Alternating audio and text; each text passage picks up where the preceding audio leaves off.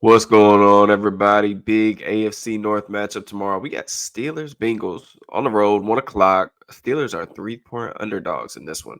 A lot of fun stuff to break down in this game. Really excited to dive into this thing. But just first, please make sure you like the video, subscribe to the channel, hit the bell. All that stuff is I really appreciate it, guys.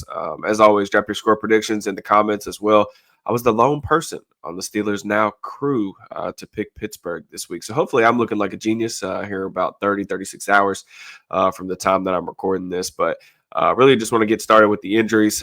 Just as a heads up, I'm sure you guys can probably already tell, but I am a little bit under the weather, kind of pushing through this one a little bit. So just bear with me a little bit if my voice sounds a little different today. But from an injury perspective, really the big thing is like Alex Hassett. He's doubtful, hasn't yet been ruled out, but I'd be really surprised if he was going to give this thing a go. He was a limited participant Thursday and Friday. Sounds like it's going to be one more week before Alex gets back in the lineup.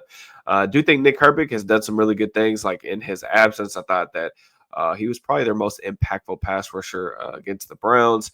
Had a couple nice moments last week, but they're going to need even more from him in this one. He'll be going up against longtime starting left tackle Orlando Brown, guy who can struggle with speed a little bit. So that's something to definitely monitor in this one. Travius Adams, he's still out dealing with the knee injury. He was a limited participant. Sounds like he's probably going to be back next week as well. The only other thing to note, not really necessarily going to change like the outcome of this game necessarily, but Corey Trice Jr., he was a full participant early in the week with a hamstring. Then he was downgraded to limited. They have until I think Wednesday or Thursday to activate him for the 53-man roster. Otherwise, he's going to be done for the season. My speculation there is that I think that Trice is probably healthy enough to play. I think it's really just about the Steelers trying to make the math work. Right now, Cam Sutton's playing a little bit as their dime linebacker. Of course, they already let go of Terrell Edmonds, but I think it's really just a body count type of thing. They're trying to figure out where he kind of fits into that equation. Jace Pierre is playing a lot of special teams. I'm not sure if we're going to see Trice again this season. We will find out, really soon enough. From the Bengals standpoint, really the only other thing really worth mentioning for them is really Logan Wilson. He's going to be questionable. He didn't practice all week with a knee injury.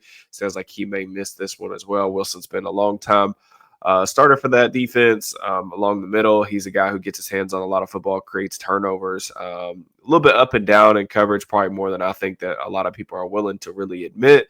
But if he can't go in this one, obviously that's going to be a big deal for them. But kind of want to start off really on the offensive side of the ball for Cincinnati, defensive side of the ball for Pittsburgh, just because I think this is a really good on good type of matchup.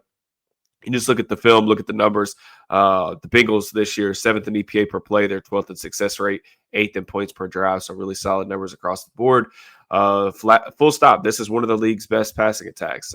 They don't run the ball very efficiently at all. They're 30th in the NFL in success rate.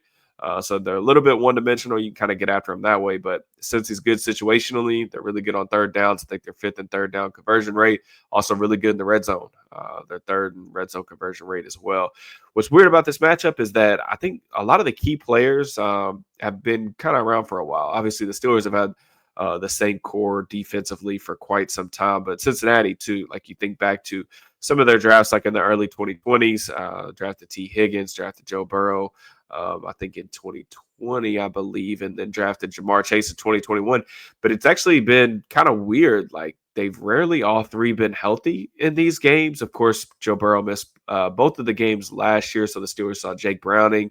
Of course, T. Higgins is always a guy who has kind of missed some time via injury with some soft tissue stuff and things like that. So they just really haven't seen this like core trio of players very much over the years, especially given the fact that it's a divisional matchup. So it's kind of tough to find like relevant data points in terms of how they could potentially play them. Of course, the Steelers are kind of a set it and forget it type of defense anyway. You kind of know what you're going to expect from them. But the reason why I say that, with T. Higgins on the field this year, Joe Burrow is he has a .36 EPA per play figure throwing the football, 15 touchdowns, 2 interceptions. just for like comparison's sake, Lamar Jackson right now, current MVP favorite, he's sitting at like 0.28 EPA per play. So with Higgins on the field, Burrow's been by far basically the best quarterback in the league this year. So speaking of Burrow, I do actually think he's playing the best ball of his career. This is still a very similarly structured offense. They're in the gun a lot at one of the highest rates in the league. Burrow doesn't actually like turning his back to the defense. So they don't run a ton of play action, so you ain't really got to worry about that. The difference this year, I think, in comparison to years past, they're running more 12 personnel.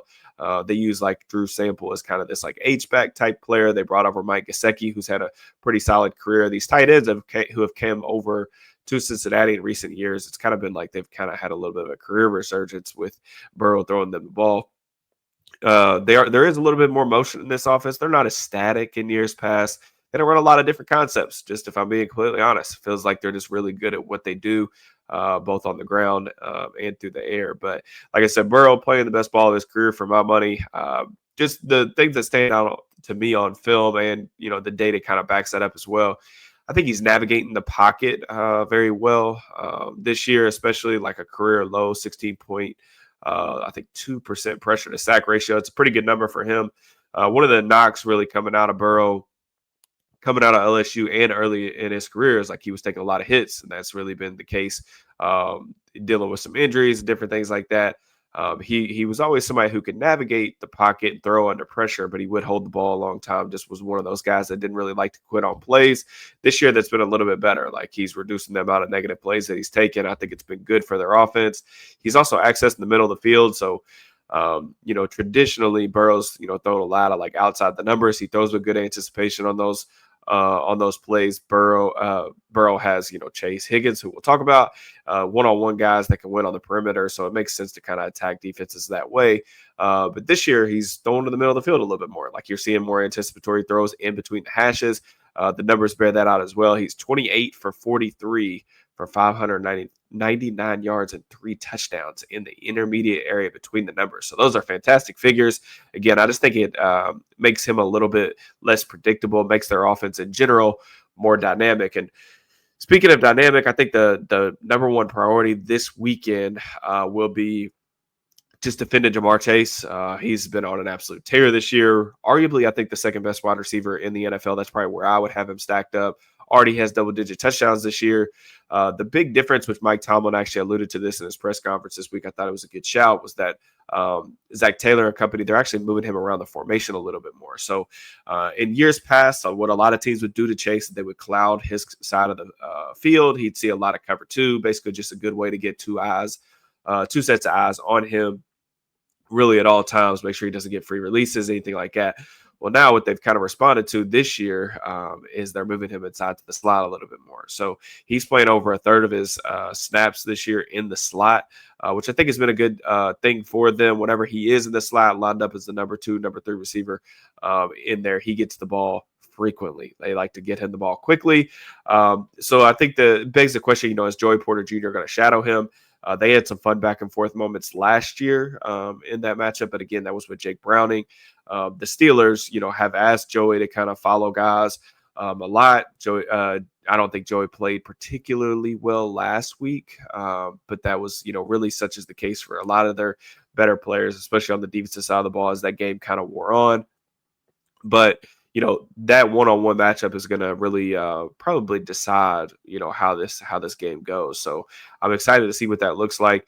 The thing with Chase is you absolutely have to limit the explosive plays. Like he can rip off a 60, 70-yard touchdown at any moment. And it's not just the deep balls. He is like one of the better deep threats in the league. But really, to me, the thing that's always made Chase really special of a player is just how he operates with the ball in his hands.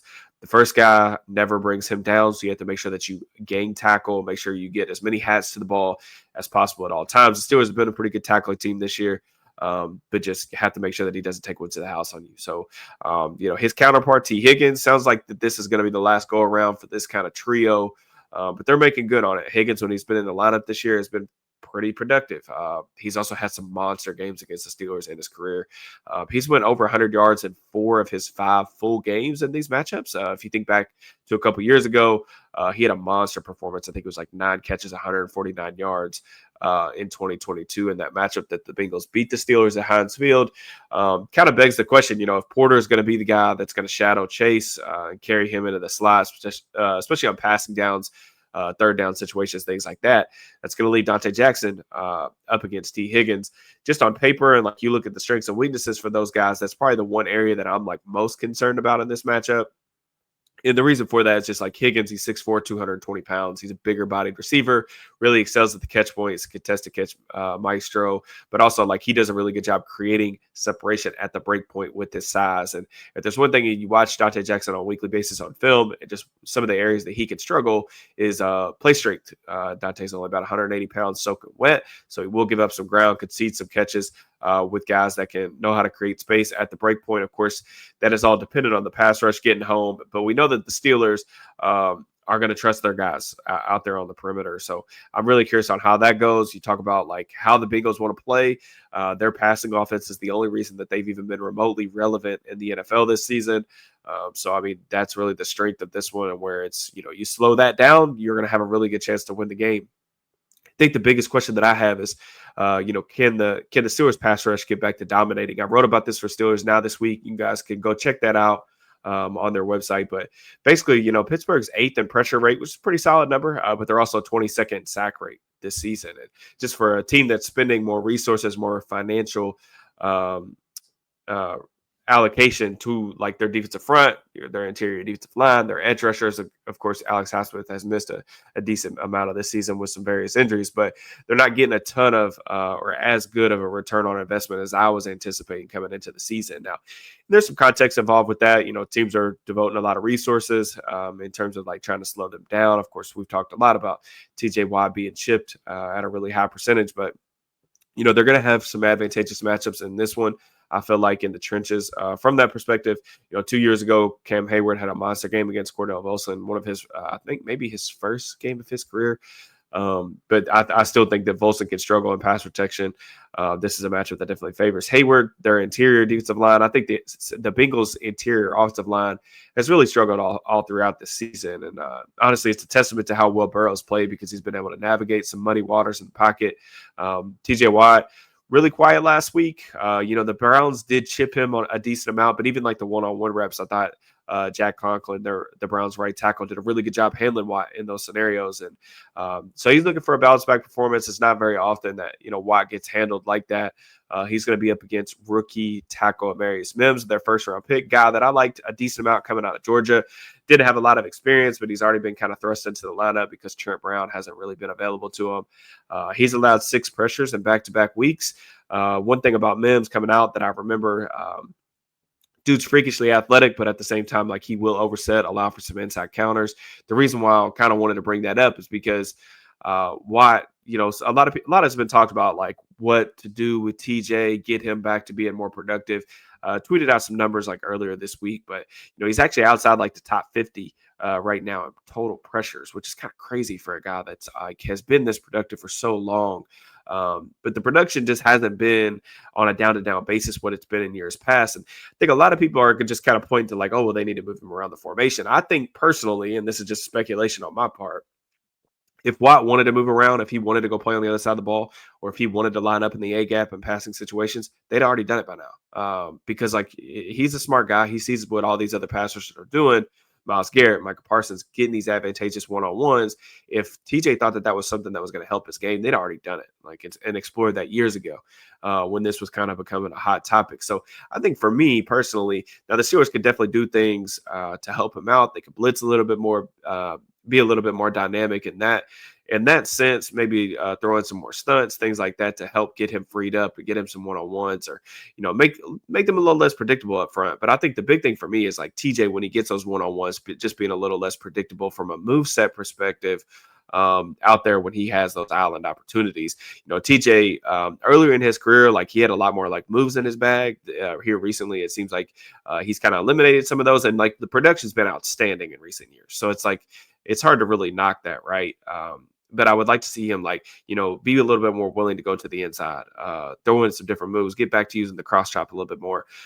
It sounds crazy. I'm trying to tell like TJ Watt how to rush a passer, but I just think that right now teams are just sitting on that outside shoulder and just understand that he's going to try to win with speed every single rep. And I think it's just making him a little bit more predictable, especially like given the chip help and everything else. So that's just kind of my mini rant. But this is a offensive line that you can get after a little bit in pass protection. Burrow does get the ball out relatively quickly, like a 2.8 time to throw. But just from a talent perspective, the Steelers are going to have some advantageous matchups, and I want to see if they can get back to dominating. I think, their run game, fairly straightforward. Chase Brown has the ability to rip off some explosive runs. They'll run duo inside zone, primarily in between the tackles. Brown's got incredible speed, but just hasn't found like the down-to-down consistency with this group. What I kind of find interesting is like the Dolphins are the only team other than the Bengals that see like more middle field open coverages. So your cover twos, cover six, quarters, all that stuff than the Bengals do. But no one plays more single high than the Steelers do on over 3/4 of their snaps. So I'm just kind of curious if the Steelers make some tweaks, if they throw in some like NTTs, throw in some cover two stuff to kind of try to limit those explosive plays, try to help their corners out on the perimeter, or if they just kind of roll the ball out on the perimeter and just try to win the game up front. Really, that's something I'll be looking forward to kind of as this game kicks off. Just kind of quickly moving on to the other side of the ball. I said before the season, I thought this Bengals defense was going to be pretty bad. I thought that they could potentially have the league's worst run defense after losing DJ Reader to Detroit. The yards per carry numbers aren't terrible, but it looks like that was a pretty decent call by me. They're 30th in rushing EPA per play. They're 31st in rushing success rate. You've been able to pretty much consistently stay ahead of the chains on this team all season long. They've allowed a ton of points this year.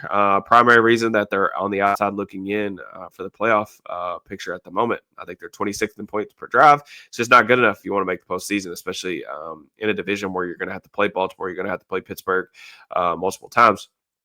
Pittsburgh, to me, something I'm kind of looking out for in this game. They've got to get off the faster starts on offense, man. I've said this all over and over and over, but like you just go back to that game against the Browns last week. It seems forever ago that took place, but the Steelers, I think, had what they had like 6 points going into the fourth quarter, like midway through the fourth quarter. I mean, it's just not good enough. Consistently playing from behind is not how this team wants to play. It's not how they're built. And the defense kept them in the game longer than they probably should have been last week, if I'm being honest. And they even moved the ball a little bit in the first half. They just didn't convert chances when they got into opposing territory. They haven't been good in the red zone, so that's obviously been a huge talking point. I think they're very near the bottom of the league, especially since Russ came back in the red zone efficiency. Cincy, the reason why I bring this up too is like Cincy's averaging over 15 points per game in the second half of games this season.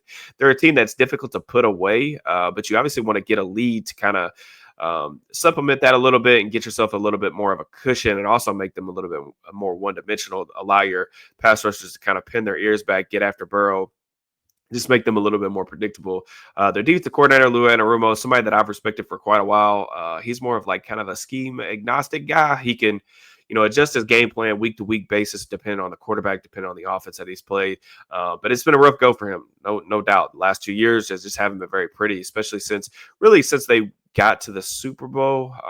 I think that this team, especially on that side of the ball, has kind of regressed. They just haven't hit on a lot of their draft picks, and I think it's really come back to bite them. They've been a little bit more predictable this year. I feel like, you watched them against the Chargers last week. They just played a lot of like spot drop cover three. And my theory on that is like he just doesn't trust the guys that he has on defense right now, especially in the secondary. And I just think that, he's become a little bit more, I would say, bland or boring. They don't disguise a lot of coverages. It's pretty much, we'll see what it looks like on Sunday. But like Herbert had some moments where he was just dicing them up from the pocket in that first half. And, furthermore, I think it's always tough to be a good defense when you can't get after the passer, and this team just can't rush the passer at all. They have one pass rusher, Trey Hendrickson. He's been fantastic this year, would probably be in defensive player of the year conversations if the Bengals were relevant and in the playoff picture at the moment. It's just been a really lifeless unit up front. Edge opposite of him, Sam Hubbard, has really struggled. It's been a brutal season against the run. He hasn't rushed the passer well at all. Miles Murphy, first-round pick from last year, hasn't really been all that productive. Henderson, he's a game wrecker, though, man. Like we talked about this with Myles Garrett. Hendrickson can convert speed to power at a high level. He loves to chop that outside arm. Really good with his hands, wins the corner, plays at like a really frenetic pace. Insane motor on this dude. And it's a big reason why he leads the NFL in sacks. So kind of similar thing that we talked about last week when we were doing the Browns preview. I looked into the camera and said, like, hey, guys, you can't let Myles Garrett beat you. I thought that the Steelers did some creative things with Garrett early on, trying to chip him and give him multiple bodies to kind of run through. but they just didn't do a very good job of it. The chips weren't necessarily always making contact, weren't slowing him up enough.